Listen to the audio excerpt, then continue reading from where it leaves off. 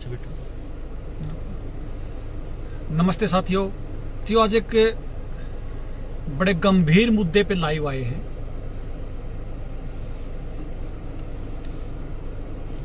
साथियों, मैं अपनी बात शुरू करूं, अभी 5-6 दिन पहले हरियाणा के भिवानी जिले में तालू गांव पड़ता है, वहां पे एक साथी, युवा साथी, जिसने फौज में नौकरी ना मिलने की वजह से आत्महत्या जैसा एक बड़ा कदम उठाया और चर्चित घटना है वो, और उसके लिए हमें बैठ के सोचना और विचार करना है। उसी विषय के लिए लाइव आए हैं। तो सभी साथियों से निवेदन है कि इसको एक बार शेयर कर दीजिए। ये कौन इसके पीछे जिम्मेवार है, कौन लोग हैं, उसकी मौत के जिम्मेवार कौन हैं, और आगे ऐसा ना हो उसके लिए हम क्या कर सकते हैं, क्योंकि विषय उसके अकेले का नहीं है। और इसका न्यू वर्ल्ड ऑर्डर से क्या संबंध है, इस मौत का न्यू वर्ल्ड ऑर्डर से क्या संबंध है, और क्या भविष्य में अपने बच्चे आगे इस तरह की घटनाओं का शिकार नहीं होंगे, इस पे हमें बैठ के बात करनी पड़ेगी साथियों। तो साथियों, मैं एक बार आपका देवेंद्र भाई, एक बार सबकी भाई सभी दोस्तों को नमस्ते और वंदे मातरम सभी को। बाकी साथियों, मैं चर्चा शुरू करूं,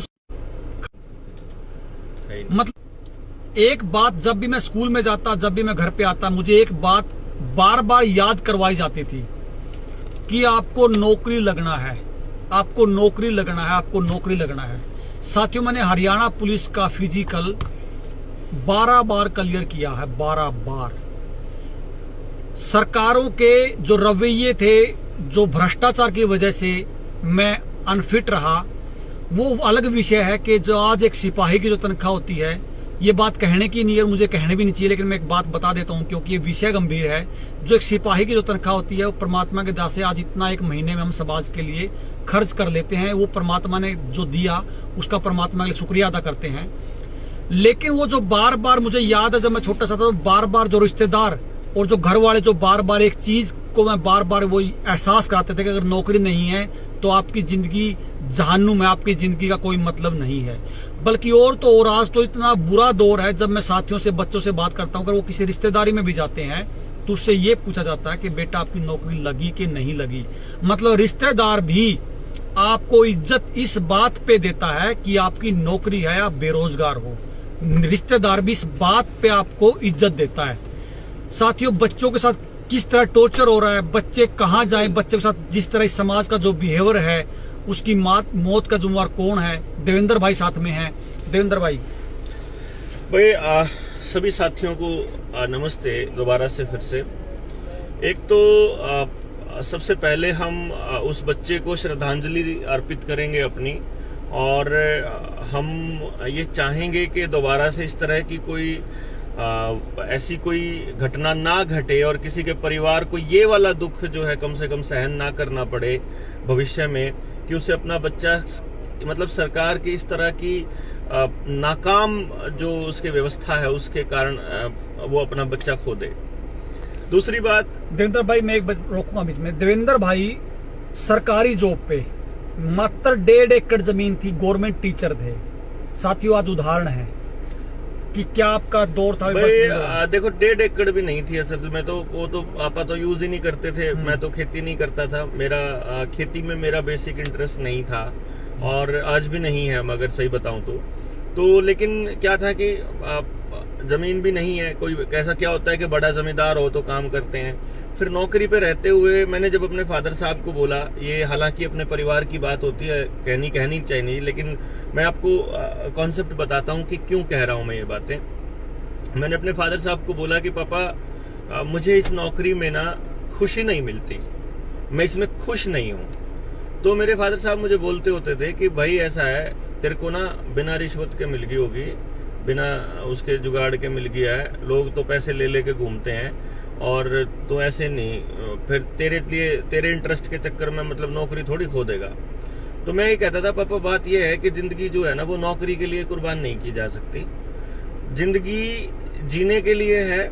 और मैं अपनी जिंदगी में ऐसा काम नहीं करना चाहता क्योंकि कुछ ऐसी चीजें हो गई थी उन दिनों में, आप ये समझिए कि एक टीचर था, मैं इंचार्ज था, यहाँ तक कि ये भी हुआ कि पूरे गांव के अंदर, मैं अगर आपको बताऊं, महमूदपुर गांव में मेरी पोस्टिंग थी उन दिनों में, और मैं पूरे गांव में इस बात का, मैं ओपन प्लेटफॉर्म पे बोल रहा हूं तो महमूदपुर गांव के लोग भी सुन रहे होंगे जरूर, कोई ना कोई। एक बार इसको शेयर कर दी, तो साथ में इसको शेयर कर दीजिए। वहां पे सबको मालूम था कि मैं कितनी ईमानदारी से वहां काम कर रहा था, लेकिन उसके बावजूद भी आपस की बहस के चक्कर में लोगों ने हम पर मिड डे मील तक के आरोप लगाए टीचर्स के ऊपर।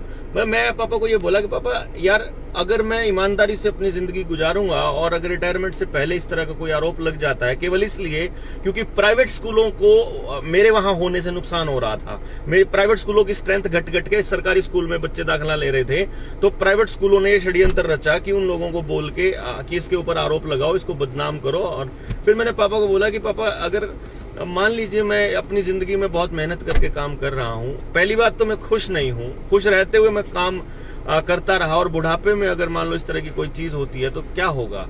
तो उस टाइम फादर साहब बोले, भाई देखो, मैं तो नहीं कहता और दुनिया भी नहीं कहेगी, कोई रिश्तेदार नहीं कहेगा, दोस्त नहीं कहेगा। उसके बावजूद मैंने एक चीज डिसीजन लिया कि देखो, मैं एक माइलस्टोन की तरह काम कर रहा हूं। मैं इसी चीज पे काम कर रहा था कि किसी बच्चे की अल्टीमेट हैप्पीनेस क्या होती है, उसको असलियत में जिस काम में मजा आता है ना, जिस काम में भी उसको मजा आता है। जैसे मैं अपने बच्चे को भी बोलता हूं कि बेटा, तेरे को अगर किताबें पढ़ने में मजा आता है तो मैं तेरे को किताबें पढ़ने से पैसा कैसे कमाना है वो हम सिखाएंगे। तेरे को अगर पैदल चलने में मजा आता है, खेलने में आता है, गाड़ी ड्राइव करने में आता है, या कुछ और करने में आता है, बोलने में आता है, तो हम बोल करके पैसा कमा सकते हैं, अगर पैसा ही कमाना बहुत पर्पस है तो। लेकिन असलियत में क्या है कि समाज के अंदर आपको एक चीज चाहिए होती है हर इंसान को, एक बेसिक रिस्पेक्ट, इज्जत, और एक उसकी समाज के अंदर एक स्वीकार्यता कि उसको समाज ने स्वीकार कर लिया। आज जो बात अभी सुशील भाई बोल रहे थे कि इस तरह के हालात हो गए हैं कि लोग ये पूछते हैं कि क्या करते हो और उसके बाद डिसाइड करते हैं कि आपको कितनी इज्जत देनी है। यही कारण है कि कुछ लोग नौकरी के लिए दौड़ रहे होते हैं। मैं बता रहा हूँ कि जो कुछ पड़ोस में बच्चे हैं, हाँ, वो रिश्तेदारी में इसलिए नहीं जाते क्योंकि उनकी जॉब हाँ, लगी। मतलब हाँ, वो रिश्तेदारी में इज्जत उन्हीं बच्चों को होती है जिसकी जॉब लगी होती है। मतलब आप नौकरी, आप शादी कर रहे हो तब आप इस तरह की चीजों को गौर कर रहे हो, जब आपने व्यवस्था बनाई नहीं है अपने बच्चों के जयस्थान के लिए और उस स्वीकार्यता आपने दे नहीं रहे हो, तो वो बच्चा कोशिश करेगा कि नौकरी के लिए मैं तैयारी करूं क्योंकि नौकरी वालों की ही इज्जत समाज कर रहा है। अब आप सोचिए, सरकारी नौकरी की ही अगर मैं बात करूं तो केवल 1% जो बच्चा है जो पास आउट होता है, तो हर साल केवल 1% बच्चे को ही प्लेसमेंट मिलेगी। इससे ज्यादा नौकरी ही नहीं है टोटल मिला के। हाँ, गवर्नमेंट, प्राइवेट भी अगर आप मिला दोगे तो 3 या 4% से ऊपर नहीं है। मान लीजिए आप प्राइवेट और बहुत बड़ी बड़ी नौकरियां, छोटी नौकरियां और जो जितने भी जो ऑर्गेनाइज सेक्टर है इसके अंदर अगर हम नौकरी की बात करें, हम उसकी बात नहीं करते हैं कि जो ढाबे पे कोई लड़का लगा हुआ है 2000-5000 में रोटियों पे रहने पे, वो नहीं कर रहा हूं। ऑर्गेनाइज सेक्टर में जहां सुबह टाई टाल के, कोट पैंट डाल के या तैयार होकर के जाता है, उसकी बात कर रहा हूं, जो टिफिन लेके जाता है, उस ऑर्गेनाइज सेक्टर की भी 4 या 5% से ज्यादा नौकरियों की संख्या नहीं होगी। मैक्सिमम की बात बता रहा हूं मैं आपको, प्राइवेट समेत। तो अब आप मान लीजिए कि 100 बच्चे पास आउट होते हैं किसी गांव के अंदर, आप ही बताइए क्या साल में 5 बच्चों को नौकरियां मिलती हैं? नहीं मिलती हैं। तो अगर 5 बच्चों के लिए भी आपके समाज में जगह नहीं है तो जो 95 बच्चा है वो कहां जाएगा? एक तो इसका सबसे बड़ा फायदा उठाते हैं ये घाघ, निकम्मे, वाहियात, चोर लोग अपने कोचिंग सेंटर खोल के। ये कोचिंग सेंटरों में क्या लिखते हैं? सरकारी नौकरी। ये सरकारी नौकरी दिलाएंगे। अगर आप इस एक सेंटर का ये पता कर लो कि उस सेंटर में आज तक कितने लाख बच्चों का रजिस्ट्रेशन हुआ है और उसमें से कितने % बच्चों को नौकरी मिली है, तो आपको पता चल जाएगा कि केवल 0.00 कितने % बच्चों का सिलेक्शन हुआ है। इसका मतलब है आपके साथ ठगी हो रही है, सरकार भी ठगी कर रही है और आपके साथ में ये कोचिंग सेंटर भी ठगी कर रहे हैं। क्यों? क्योंकि इन्होंने टेलीविजन के जरिए आप लोगों के दिमाग में एक बात डाल दी कि नौकरी जो है वो बहुत इंपॉर्टेंट है, और आपस में समाज में भी इन चीजों को बहुत तवज्जो दे दी। और ये इसलिए लोग जो हैं वो नेताओं के जाकर के उनकी मतलब खातिरदारी भी करते हैं, उनके आगे पीछे घूमते हैं, उनके लिए गाड़ियां अरेंज करते हैं, रैलियों के लिए लोग अरेंज करते हैं, उनके लिए लड़ाइयां मोल लेते हैं समाज के अंदर और पूरी व्यवस्था को, अपनी सामाजिक व्यवस्था को खराब करते हैं। किस लिए? नौकरी के लिए। कितने नौकरियों के लिए? 1 या 2%। आप देखिए, आपके गांव में किसी भी पॉलिटिकल पार्टी का कोई भी एक नुमाइंदा, कोई भी एक गुर्गा या कोई भी एक उसका पालतू अगर कोई आदमी है, तो वो पूरे मोहल्ले को, पूरे पड़ोस को और पूरे गांव को चक्री लगा के रखता है। मैंने फलाने साहब से बात कर ली है, बस अब की बार नौकरी निकलते ही आपका सिलेक्शन, आपके बच्चे के लिए बात कर लिया है, आपके बेटे के लिए ये हो गया, हो जाएगा, अपन जुगाड़ कर लिया। आज तक उसने 1, 2, 5 लोगों को अगर एडजस्ट किया होगा तो उसी के रिश्तेदार, उसी के परिवार के लोगों को किया होगा। बाहर किसी के लिए कोई जगह नहीं मिलेगी। जो ये उस लड़के ने जो सुसाइड किया है, वो इसमें ये लिखता है कि मैं फौज में भर्ती होना चाहता था, मैं अगले जन्म में फौजी जरूर बनूंगा। तो साथियों, जो गौर करने वाली बात, खासकर उन बच्चों के लिए जो फौज की तैयारी कर रहे हैं, आप इस बात को समझने की कोशिश करिए। अब फौज में इनको नहीं चाहिए, फौजी नहीं चाहिए इनको। आप इस बात को, मैं बार बार, हम पिछले 1 साल से इस बात को उठा रहे हैं, ही रह गई है। और आगे जो जाके फौज की नौकरी, और भी बहुत सारे साथियों के सवाल ये भी आते हैं कि जी अगर ये सारे जो हम जिस की बात करते हैं सुई की लगाने की, जी तो फौजियों को भी लगा, कौन देश पे राज करेगा। तो ये जो फौज का मामला है, जो फौज में बार बार जो भर्तियों की संख्या जो कम है, वो क्या मामला देवेंद्र भाई? ये आर्टिफिशियल इंटेलिजेंस जो, इसमें आराम से समझाइए लोगों को कि इस फौज की नौकरी क्यों कम होती है। फौज की नौकरी पे सवाल पे मैं बताऊंगा, पहले मैं वो बात पूरी कर दूं जो रह गई थी एक्चुअली नौकरी करने वाली। अभी पुलिस के लिए सिल्लू ने तैयारी की थी, इसके बारे में जिक्र किया। सुनील भाई इंजीनियर हैं, इनके फादर साहब ने इनके ऊपर लाखों रुपया खर्च किया था और उनके फादर साहब भी बड़े परेशान रहे थे कि यार जिस चीज के लिए पैसा लगाया, तुमको बीटेक कराई और तुमने वो भी नहीं किया। हालांकि सुनील भाई ने प्रोफेसर की जॉब जो है वो छोड़ी थी। हाँ, वो मतलब पढ़ाते थे इंजीनियरिंग कॉलेज के अंदर, वो छोड़ करके इन्होंने अपनी मर्जी से उस खेती का चूज किया जो इनका इंटरेस्ट था, वो इसमें इनका इंटरेस्ट था। मैं एक टीचर हूं और मुझे टीचिंग पसंद है, सिस्टम काम नहीं करने दे रहा है और मैं वहां काम करने के तरीके से खुश नहीं हूं, तो मैंने अपना सिस्टम तैयार किया और मैंने पापा को बोला कि मुझे अपनी खुशी के लिए काम करना है, ना कि मुझे पैसे के लिए काम करना है, ना कि मुझे नौकरी के लिए करना है, ना कि मुझे समाज में एस्टेब्लिश होने के लिए करना है। तो आज मैं अगर आपको बता दूं कि मतलब जब ये सामाजिक काम करने से पहले, यहाँ उतरने से पहले, मेरे साथ जो काम करने वाले जो लोग थे, जिन नौकरी लगे थे, उनकी सैलरी आज लगभग 90,000 के करीब है, मैं आपको बता दूं। और ये उस सुशील वाली बात है, ये कोई बौर मारने वाली बात नहीं थी। जिस वक्त मैं सामाजिक इस लाइफ में आया, जब गिरफ्तार हुआ था, उस टाइम पे मेरी अपॉइंटमेंट की फीस थी 1,20,000 रुपए थी। मैं एक सेमिनार करने का, 2 घंटे बोलने का 3 लाख रुपए लेता था। और मैं प्राइवेट स्कूलों के सेमिनार में आपके सामने रखूंगा जो 2016, 17, 18 से मैं कर रहा था लगातार। मैं ये सिर्फ इसलिए बता रहा हूं दोस्तों, मैं इसलिए नहीं बता रहा हूं, मैंने कभी नहीं बताया ये बात, लेकिन क्योंकि आप इन चीजों के पीछे दौड़ रहे हो ना, वो चीजें किसी काम की नहीं है। नौकरी नहीं है किसी काम की, नौकरी केवल गुलामों के लिए है। और ये साबित किया इस न्यू वर्ल्ड ऑर्डर के इस दौर ने, जब आपके बच्चों को, आपके माता पिता को, आपको खुद को केवल इसलिए वो चीज लेनी पड़ी क्योंकि आपको नौकरी करनी थी, क्योंकि आपकी पेट के साथ उन्होंने जोड़ दिया। हम लोग खड़े होकर के सरकार का विरोध इसलिए कर पा रहे हैं कि हमारे अंदर बेईमाना नहीं है, हम लोग अपनी रोटी को अपने आप चला रहे हैं, किसी के ऊपर निर्भर नहीं है। आप सोचिए इस चीज को कि आपके बच्चों को भी वैसे ही गुलाम बनाने वाले हैं। रही बात दूसरी, हाँ, मैं वो आपको ये बताता हूं कि मैं सिर्फ इससे आप समझ जाएंगे कि नौकरी कितनी जरूरी चीज है, शायद इससे कुछ समझ पाए आप लोग। बट इससे आगे की बात मैं आपको बताऊं, सुशील ने जो पूछा कि फौज क्यों नहीं चाहिए इन लोगों को, पुलिस क्यों नहीं चाहिए। देखिए, आपको शायद पता नहीं है, रिलायंस ने इंडिया के अंदर रोबोटिक्स और आर्टिफिशियल इंटेलिजेंस का नया सेटअप तैयार कर लिया है। वो रोबोट्स मैन्युफैक्चर कर रही है, उन लोगों को सुरक्षा के लिए भी रोबोट्स का काम चल चुका है। चाइना के अंदर ऐसे रोबोट्स की टेस्टिंग हो चुकी है कि एक एक रोबोट 50-50 आदमियों को कंट्रोल कर सकता है। ताकत के मामले में भी, उनको सर्वेलेंस के मामले में में भी आर्टिफिशियल इंटेलिजेंस में कैमरा 24 घंटे हर चेहरे को रिकॉग्नाइज कर सकता है कि कौन आदमी कब बाहर निकला था। यानी अभी तो क्या हुआ कि गाड़ियों के चालान नंबर प्लेट से स्कैन होकर आने लगे हैं, आने वाले वक्त में आपके चेहरे से स्कैन होकर आपके घर चालान आएगा कि जब सरकार ने लॉकडाउन लगाया तो तुम घर से बाहर क्यों निकले हो। इसी तरह से आर्टिफिशियल इंटेलिजेंस काम करेगी। और जैसे अभी क्या है, मैंने कुछ अपनी एक वीडियो बनाई थी, शायद आपको निडर इंडिया वाले पेज पे मिल जाएगी वो, उसमें मैंने डाला था कि रोबोट इस तरह से आपकी सर्वेलेंस करेंगे। यानी जब आप जा रहे हो, आगे से कोई भी बंदा आ रहा है, क्या वो फौज में भी वही आएंगे ना? हाँ, सर्वेलेंस। देखो फौज का काम क्या है, निगरानी रखना ही तो है। निगरानी के बाद अगर कोई आदमी अपना वो दिखा देता आई कार्ड और वो स्कैन करता है, वो सही है तो वो उसको जाने देगा। अगर वो स्कैन करके नहीं है तो वो उसको उसी टाइम पकड़ लेगा या उसको गोली मार देगा। वो अपने आप ही, वो मशीन लर्निंग है, वो तो है ही नहीं है। अब भाई आदमी की प्लेसमेंट वही तो है। अभी देखो ट्रैफिक पुलिस के अंदर नई भर्तियां नहीं हो रही है, क्योंकि ट्रैफिक के चालान जो है इन्होंने बाय कैमरा भेजना शुरू कर दिया है बड़े शहरों के अंदर। जितने भी यूटी हैं वहां उन्होंने ट्राई करना शुरू कर दिया। इवन करनाल में भी ये ट्रायल के तौर पे इस्तेमाल हुआ, और छोटे छोटे शहरों में ना 1-2 जगह पे इन्होंने लगा के टेस्ट किया कि लोगों का रिएक्शन क्या आएगा।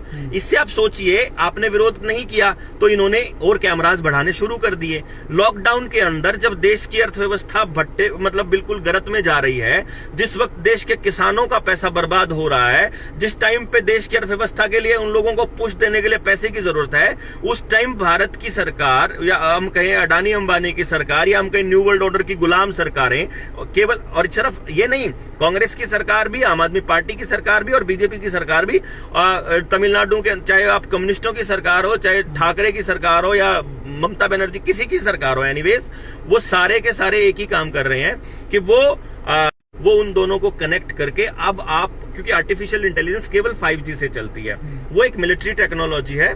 देवेंद्र भाई, मुझे जो मैं समझ रहा हूँ, मैं भी समझना चाहता हूँ। मान लीजिए जो जैसे भारत को सेना की जरूरत क्यों है, अड़ोस पड़ोस के देशों के खतरा के लिए, तो क्या ऐसा भी है कि मतलब जो न्यू वर्ल्ड ऑर्डर के तहत जो है, क्योंकि लड़ाने वाले भी यही हैं, कंप्रोमाइज कराने वाले भी यही हैं, बिल्कुल। तो इनको अगर ये चाहेंगे तो देश कोई लड़ेगा ही नहीं। हाँ। तो ऐसा भी क्या है कि मतलब आगे ये जो लड़ाई है यही अगर ये लोग बंद ही करवा दें तो लड़ने की जरूरत भी कहाँ से पड़ेगी? ये जो 1 world 1 government 1 health 1 card 1 UHID 1 मतलब करेंसी, ये सब कुछ जो 1 करने जा रहे हैं ना, या ग्लोबल लेवल के ऊपर, इसको करने के लिए ये लोग बहुत सारे षड्यंत्र रचेंगे। अगर 1 करेंसी करने के लिए डिजिटल करेंसी का होना बड़ा जरूरी है। फिर 1 अगर आपको आर्मी खत्म करनी है तो उसके लिए 1 वर्ल्ड बनाना, इनका ये कहते हैं army less borderless India, borderless मतलब वर्ल्ड बनाना है कि किसी देश को किसी देश से कोई खतरा नहीं है। और ये केवल तब संभव है जब सब जगह आवाजाही पूरी तरह से कंट्रोल्ड हो आर्टिफिशियल इंटेलिजेंस से। मैं आपको थोड़ा सा वापस लेके आ रहा हूँ। आप बच्चों के बारे में आपका बहुत ज्यादा रिसर्च है, इस तरह की घटनाएं ना हो और इस घटना के पीछे माँ बाप कितने जिम्मेवार हैं और किस तरह इस बच्चों को इस बात से हम बचा सकते हैं, उस पर थोड़ा सा एक बार बात करें। देखो, एक तो चीज आपको ना एक काम करना पड़ेगा आज से ही। अगर आप सच में अपने बच्चों से प्यार करते हो तो अपने बच्चों से प्यार अनकंडीशनल कीजिए। देखिए, आपको ये मानना पड़ेगा कि आपका बच्चा नौकरी लगे ना लगे, वो कम पढ़े वो ज्यादा पढ़े, वो शरारत करे या कुछ भी करे, उसमें बच्चे की कोई गलती नहीं है। मैं आपको ये बात बता रहा हूं, मैं इस पक्ष का हूं कि मेरे बच्चे ने अगर गाली देनी सीखी है, अगर उसने कोई भी गाली देनी सीखी है, तो उस गाली का एक एक अक्षर, उस गाली का एक एक मात्रा उसने इसी समाज से सीखा है। तो इसका मतलब है कि अगर आपको अपने बच्चों के व्यवहार पे काम करना है तो समाज पे काम करना पड़ेगा। दूसरे नंबर पे, अगर आप चाहते हो कि आपके बच्चे के लिए कोई ना कोई व्यवस्था बने तो आपको इस बात पे भी काम करना पड़ेगा कि आपके पड़ोसी के बच्चे के लिए व्यवस्था बने, क्योंकि आपका बच्चा कंपटीशन में तभी आएगा जब उसे एक पड़ोसी के बच्चे से आगे निकलना होगा या उस पड़ोसी का बच्चा उससे आगे निकल रहा होगा। तो दूसरे नंबर पे आपको सभी बच्चों के लिए काम करना होगा। जो हमारे बुजुर्ग कहा करते थे कि बच्चे तो सबके साजले होते हैं, उस वाले कॉन्सेप्ट पे काम करके पूरे गांव को मिलके इन बच्चों के लिए काम करना होगा, जिसमें आपके बच्चे के लिए काम भी हो जाएगा। तीसरे नंबर पे, आप अपने बच्चे को रेगुलरली एक बात बताइए कि देखो बेटा, तुम्हारे नंबर कितने भी आए, तुम मेहनत करो ईमानदारी से, लेकिन जितने भी नंबर आते हैं उसके लिए तुम्हारा टीचर जिम्मेदार है, तुम जिम्मेदार नहीं हो। तो सवाल जाके टीचर से पूछिए कि तुमने क्यों नहीं पढ़ाया। तुमको फीस देते हैं ना, तुमको बोला हुआ है ना, तुम बताओ तुम्हें बच्चा कब चाहिए, हमारा हम तुम्हें उसी टाइम भेजेंगे, तुम करिए इसके लिए। तो आप एक चीज सोचिए ना, आपके 10 लाख बच्चों ने फॉर्म भरा है, 1000 सीट है किसी पेपर के लिए या किसी पोस्ट के लिए, क्या दुनिया की कोई ताकत 1000 से ज्यादा बच्चों को नौकरी दिला सकती है? जब सीट ही 1000 है तो चाहे आप जितनी मर्जी मेहनत कर लीजिए, अगर मान लो भाई मेरा बच्चा अगर उसमें फर्स्ट आ जाएगा तो सुशील का बच्चा सेकंड आया वो पीछे रह जाएगा, वो नहीं आएगा।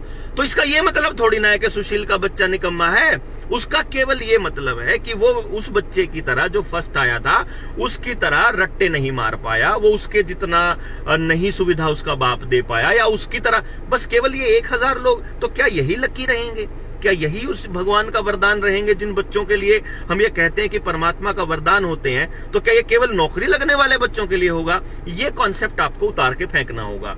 अगले नंबर पे, अगर बच्चों को जगह नहीं मिल रही है, अगर उनका रोजगार नहीं मिल रहा है, तो उसकी जिम्मेदार सरकारें हैं, उसकी जिम्मेदार व्यवस्था है, उसकी जिम्मेदार समाज है, उसका जिम्मेदार उसके माँ बाप है, पड़ोस है, सरपंच है, एमएलए है, एमपी है, सरकार का कोई भी नुमाइंदा है, मुख्यमंत्री से प्रधानमंत्री से लेके कोई भी। लेकिन भाई वो बच्चा नहीं है, वो बच्चा अब आज किसी का बच्चा पैदा हुआ है, मान लो सुनील का बेटा 2.5 साल का है आज, वो बच्चे को क्या देना है ये सुनील डिसाइड करेगा। उस बच्चे को कैसा बनाना है उसका समाज डिसाइड करेगा, और उस बच्चे को समाज के लिए उपयोगी कैसे बनाना है ये समाज और व्यवस्था को देखना है।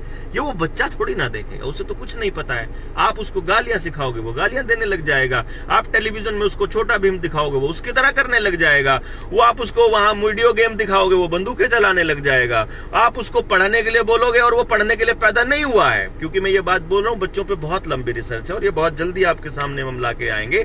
जैसे सुनील ने अपने हेल्दी इंडिया नेचुरल इंडिया के चैनल के ऊपर अपना खेती के ऊपर रेगुलरली अपडेट देने के लिए लाइव चलाना शुरू किया हुआ है, वैसे ही हम एजुकेशन पे देना शुरू करेंगे। और हेल्थ पे सूर्या केतु वाले चैनल पे सुशील ने ऑलरेडी शुरू कर दिया है उसके ऊपर कि आपको किस मौसम में क्या खाना चाहिए क्या नहीं। ऐसे ही हम एजुकेशन पे आपको वो चीजें देंगे कि आप अपने बच्चे की काबिलियत को कैसे पहचाने और उस बच्चे की उस काबिलियत को उसी के अकॉर्डिंगली किस तरह से निखारें, और निखारने के बाद उसको समाज के अंदर कहां प्लेस देना है, उसको क्या प्लेसमेंट करनी है, इसको तय करें और उसके लिए कोशिश। मेरे मित्रों में हैं, आप सिर्फ एक बात समझिए, वो बच्चा जिम्मेदार नहीं है। तो ये मैं कई बार अपने भाषणों के अंदर बोलता हूं, सबसे बड़ी भर्ती आज तक हरियाणा में पिछले 8 साल के अंदर एक भर्ती हुई है जो ग्रुप डी की भर्ती हुई थी। 18,000 भर्तियां निकली थी, उसमें से लगभग 10,000 बच्चे जो हैं वो नौकरी छोड़ के जा चुके हैं, क्योंकि वो सारे के सारे IAS, HCS, PCS, bank PO और HDM के लेवल की तैयारी कर रहे थे। उसमें PhD लोग भी थे, MTech लोग भी थे, वो छोड़ गए उन नौकरियों को, बहुत सारे लोग। अब रह गए जो लोग वहां बचे, उन लोगों को आप गौर से समझिए कि 22 लाख बच्चों ने फॉर्म भरा था उन दिनों में। हम पूरा एग्जैक्ट फिगर तो नहीं पता है, मान लो 22 लाख समथिंग हो, लेकिन मैं ये मान के चलता हूं कि पूरे 22 लाख फार्म भरे गए। अगर 18,000 भर्तियां हैं तो 21,82,000 बच्चे बच गए जिनका सिलेक्शन नहीं होगा, उस भर्ती में उनका सिलेक्शन कभी नहीं होगा।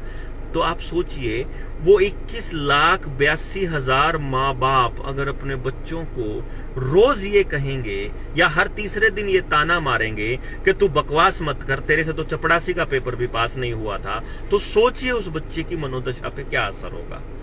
कोई भी बच्चा आत्महत्या क्यों करता है, कोई भी बच्चा अपनी जान क्यों देता है, मालूम है क्यों देता है? उसका एक बहुत बड़ा कारण है कि उसे और कोई रास्ता नजर नहीं आ रहा। वो रास्ता, यानी क्या हमने समाज में पूरे गांव में कोई एक आदमी भी ऐसा नहीं बनाया है कि जब वो बच्चा अपने प्रशासन से, अपने समाज से, अपने लोगों से, अपने माँ बाप से दुखी हो जाए कि मेरे माँ बाप चाहते थे मैं नहीं कर पाया, मैं बड़ा निकम्मा बच्चा हूं। कई बच्चे इतने इमोशनल होते हैं जो अपने माँ बाप की खुशी के लिए अपनी खुशी को दांव पे रख देते हैं। हम जैसे निकम्मे नहीं होते हैं सब, हम जैसे निकम्मे नहीं होते हैं जैसे हम लोग हैं। हमने अपने माँ बाप को दुखी किया जब हमने नौकरियों में सिलेक्शन भर्तियां में नहीं रहे। हमने अपना सोचा कि हम खुश कैसे रहेंगे, क्योंकि हमारा सोच ये थी कि हम खुश रहेंगे तो हम अपने परिवार को, अपने बच्चों को, अपने फैमिली को, अपने माँ बाप को खुश रखेंगे ना। क्योंकि खुशी कोई किसी के ऐसे थोड़ी ना है कि पैसों से खरीदी जा सकती है, फिर तो सिर्फ अमीरों को ही खुश रहने का अधिकार होता ना। तो हम ऐसे नहीं होता हर कोई कि भाई जो सोचता है सोचते रहे। अभी भी जैसे लगे हुए हैं लोग, पता नहीं क्या क्या बोलेंगे, हम कहते हैं नहीं, हमें जो ठीक लगता है हम वो कर रहे हैं। तो इसी तरह सब बच्चे नहीं होते हैं। करीब करीब 80-85% बच्चा इमोशनल होता है, जो केवल इसलिए डिसीजन लेता है कि उसके माँ बाप या उसके टीचर ऐसा चाहते हैं। तो आप लोगों को ये बात सोचनी पड़ेगी कि उम्मीदें न रखिए बच्चों से, बच्चों को तैयार कीजिए जिंदगी के लिए, उनको थोड़ा स्ट्रेस झेलना सिखाइए। और स्ट्रेस झेलने के लिए एक खेल सबसे बेहतर साधन होता है घर से निकल के करने का, और एक खेत सबसे बढ़िया साधन होता है। आप अपने बच्चे को कहीं भी खेत में कम से कम सीजन के टाइम पे काम में जरूर उसको इस्तेमाल कीजिए, उसको लेके जाइए, उसको काम में हिस्सेदार बनाइए। आप जितना नेचर के साथ अपने बच्चे को रखेंगे उतना बच्चा स्ट्रांग बनेगा, उतना बच्चा किसी बुरे टाइम में अपने आप को, अपने दुखों को, अपने परेशानियों को झेलने के काबिल बनेगा, उतना ही वो बच्चा अपने दोस्तों की दुख दर्द को सहन करने की और उनको समझने की ताकत हासिल करेगा। तो सबसे ज्यादा जरूरी है आप अपने बच्चे को काम करने के लिए, काम के प्रति इज्जत देना सिखाइए उसको, और उसे ये बताइए कि कोई काम छोटा बड़ा नहीं होता है, बशर्ते कि आपको उस काम में मजा आना चाहिए। मतलब आपको जिस काम में भी अच्छा लगता है आपको वो काम करना सिखाना है अपने बच्चे को, उसी के लिए अपने बच्चे को प्रमोट करना है, उसी के लिए उसको उत्साहित करना है, उसी के लिए उसको मोटिवेट करना है कि बच्चे तुमको वो करना है जो उसमें तुम खुश हो, और उसके लिए व्यवस्था बनानी पड़ती है। वो व्यवस्था कैसे बनेगी उसके ऊपर चर्चा की जा सकती है। आप अपने गांव में सेमिनार बुला सकते हैं, युवा बैठ के इस पे चर्चा कर सकते हैं, युवाओं को हम लोग ट्रेनिंग दे देंगे कि सारे बच्चों का टैलेंट पता लगा के उसके हिसाब से काम करें। सरकारें नहीं करेंगी मेरे दोस्तों। माँ बाप से गुजारिश है कि आप अपने बच्चे को बचाने के लिए आपको पड़ोस के बच्चे को बचाने की कोशिश करनी पड़ेगी। अगर ये नहीं करोगे तो समाज डूब जाएगा। अगर आप ये नहीं करोगे तो चाहते हैं कि आप अकेले पड़ जाओ, ताकि आने वाले टाइम में जो शहरों के बाहर इन्होंने कबूतर खाने बनाए हुए हैं हवा के अंदर, आपको वहां क्वारंटाइन कर दिया जाए। तो आप इस चीज को समझिए। ये लोग धीरे धीरे मीडिया का गला घोंटने वाले हैं, तो आप तक ये खबरें भी नहीं पहुंचेंगी। टीम बन गई है जनता सरकार मोर्चा की हर जिला के अंदर। अब इसको ब्लॉक लेवल पे लेकर के जाना है, गांव के लेवल पे लेकर जाना है। आपके हाथ में कमान है, आप अपने बच्चों के लिए कुछ करेंगे कि नहीं करेंगे। हम लोग दिलो जान से लगे हुए हैं, आपको भी वैसे ही लगना पड़ेगा, ताकि आप आने वाले वक्त में इन नौकरियों के जंजाल से अपने बच्चों को बचा सकें। नौकरियों का लालच बिल्कुल जीरो करना पड़ेगा। जीरो। नौकरी केवल वो करे जो समाज का सबसे निकम्मा बच्चा है। इस तरह की सोच जो हमारे पूर्वजों की थी कि खेती सबसे उत्तम है, इनको जमीनें चाहिए भाई। 12,000 एकड़ रिलायंस ने खरीदी थी झज्जर से गुड़गांव के बीच के एरिया में। आपको पता है क्यों? क्योंकि किसानों को ये एहसास कराया गया कि खेती में कुछ नहीं रखा है, तो किसानों ने अपने हाथों से उनको दे दिया। क्योंकि उनकी जमीनें 4-4 करोड़ रुपए, 5-5 करोड़ रुपए में खरीदी कुछ, जो गुड़गांव के नजदीक की थी प्रति एकड़, और उसके बाद वो 1 करोड़ 2 करोड़ तो नॉर्मल हो गया। तो उन लोगों को लगा कि भाई 50,000 की नौकरी करने से बढ़िया है 1 करोड़ रुपया रखो और उसका ब्याज में अपनी जिंदगी काटो। ये ऐसी सोच बना दी। लेकिन ऐसे तो पैसा सारा घूम के वापस कंपनी उन्हीं के पास, उन्हीं कंपनियों के पास क्या है, और वो आप तभी आ सकते हो जब आप वो काम कर रहे हो जिसको करने में आपको आनंद आ रहा हो। बस ये ध्यान रखना है आपको। तो मैं एक बार सभी माओं से आह्वान करूंगा कि ऐसा मत करिए। ये बच्चे हमने जो पैदा किए नौकरी के लिए नहीं किए हैं। क्या सिर्फ हम नौकरी के लिए बच्चे पैदा कर रहे हैं? तो साथियों, इस जो साथी ने जो आत्महत्या की है इसका जिम्मेवार समाज है। मेरे जैसे माँ बाप हैं जो बचपन से ही बच्चों को, जो बचपन से सिर्फ और सिर्फ बच्चों को पैदा इसलिए करते हैं कि वो नौकरी लगे। तो साथियों, ऐसा जुल्म जो है बच्चों पे ना करें। बैठे उनके साथ समय दें, उनको ये कहेंगे ठीक है आप प्रयत्न करिए, लेकिन ना लगे तो कोई बड़ा विषय उसको ना बनाए अपने घर परिवार में, रिश्तेदारी में।